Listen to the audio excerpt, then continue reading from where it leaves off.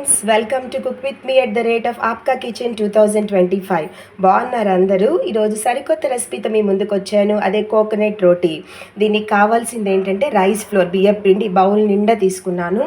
అలాగే కోకోనట్ తురుము, కొబ్బరి టెంకాయ ఉంటుంది కదా, మరి కొబ్బరిని నీట్గా తురుము ఈ విధంగా తయారు చేసుకున్నాను. షుగర్, చక్కెర తీసుకున్నాను, ఆయిల్ తీసుకున్నాను. మరి ఈ వెజల్లో ఏం చేశానంటే మొత్తం నీట్గా ఆ పిండినంతా, బియ్యం పిండినంతా వేసేసి, మరి ఆ గీ, ఆయిల్ కానీ బటర్ కానీ ఏదైనా వేసుకోవచ్చు, ఒక 2-3 స్పూన్స్. ఆ టెంకాయ కొబ్బరి తురుమునంతా నీట్గా వేసేసి, ఆ తర్వాత షుగర్ వేసి నీట్గా ఒక పిండి ముద్దలాగా దీన్ని కలుపుకున్నాను అనమాట.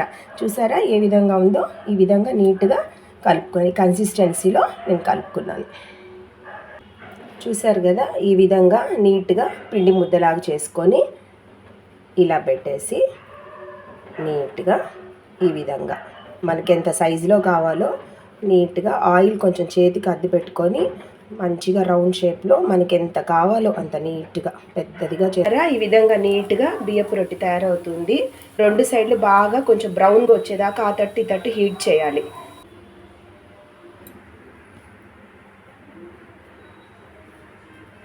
సో కోకోనట్ రోటీ రెడీ. చూడండి ఎంత బాగా వచ్చాయో, చక్కగా బాగుంటాయి టేస్టీగా. కోకోనట్ రోటీ దీనికి చాలా న్యూట్రిషియస్ ఫుడ్. ఇది కూడా చక్కగా కోకోనట్ ఉంది, మరి రైస్ ఫ్లోర్, బియ్యం పిండి ఉంది, కార్బోహైడ్రేట్స్ ఎక్కువ ఉంటాయి, మంచిగా బలం కూడా. ఇది మనకు కావాలంటే కొంచెం షుగర్ పేషెంట్స్ అయితే షుగర్ బదులు బెల్లం కూడా వాడచ్చు, బెల్లం కూడా వేసుకోవచ్చు.